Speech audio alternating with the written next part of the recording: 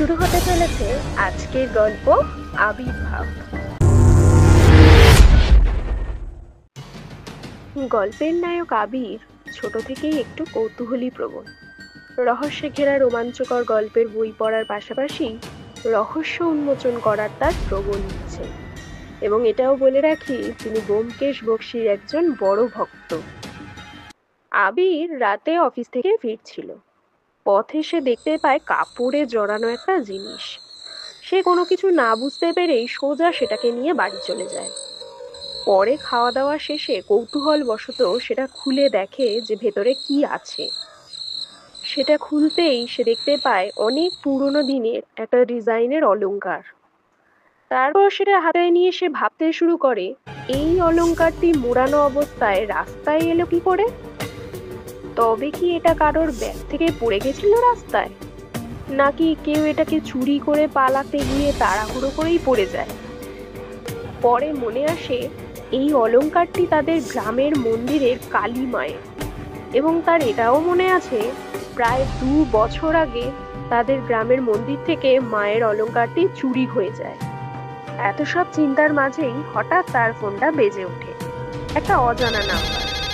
কথা বলতেই শোনা যায়, আবির, তুমি এই অলংকারটা আমাকে দিয়ে দাও, না হলে কিন্তু তোমার খুব বিপদ আছে।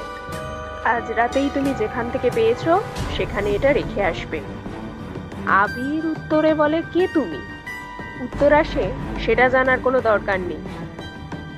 তারপর আর কোনো কিছু বলার আগেই ফোনটা কেটে যায়। আবির হ্যালো হ্যালো করলেও কোনো উত্তর আর আসে না। আবিরের কাছে এখন পরিষ্কার, এই অলংকারটি চুরি করার পিছনে তাদের গ্রামেরই কোনো লোক যুক্ত আছে। তা না হলে আবির যে অলংকারটি বাড়ি নিয়ে এসেছে সেটা জানলো কিভাবে? এবং শুধু তাই নয়, বড় কোনো চোরা চালানদারের হাতে বিক্রি করার চেষ্টায় আছে তারা অলংকারটা।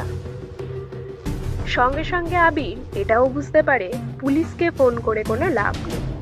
টাকা দিয়ে তারা মুখ বন্ধ করে দিয়েছে অলরেডি। আবির কথা মতো একা সেখানে যায় এবং অলংকারটি যথাযথ স্থানে রেখে সে একটা গাছের পিছনে গিয়ে লুকিয়ে পড়ে।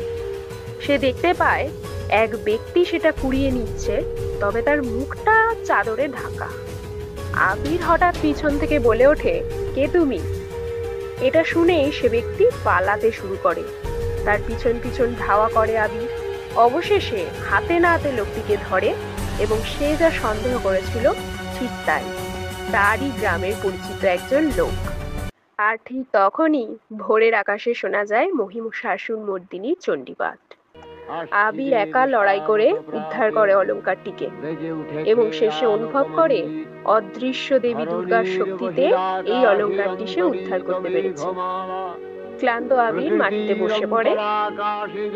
অসুররা হয়তো কোনোদিন মরে না ঠিকই, তবে সমাজের মানুষরূপী অসুরদেরকে উচিত শিক্ষা দিতে মায়ের আগমনের সাথে সাথে অদ্ভুত এক শক্তির আবির্ভাব হয়।